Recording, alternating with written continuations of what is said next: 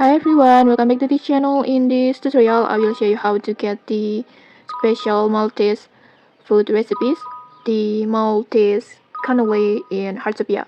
So in this latest update, Heartopia has collaborations with Maltese, and in here you can unlock new exclusive food recipes. One of them is Maltese Canelé like this.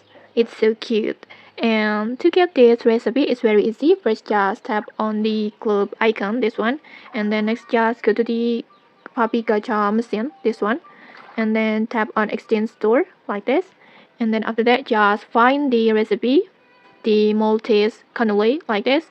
And after that, to buy this, you need 10 Maltese tokens. So make sure you have enough tokens. And if you don't know how to get these Maltese tokens, don't worry, I have already made the tutorial for that. So just check the link in the description to watch the tutorial. And then after you have enough tokens, just go tap purchase.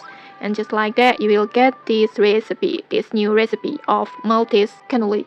And okay, that's it. If you found this helpful, don't forget to like, comment, and subscribe for more tutorials. Thanks for watching and see you!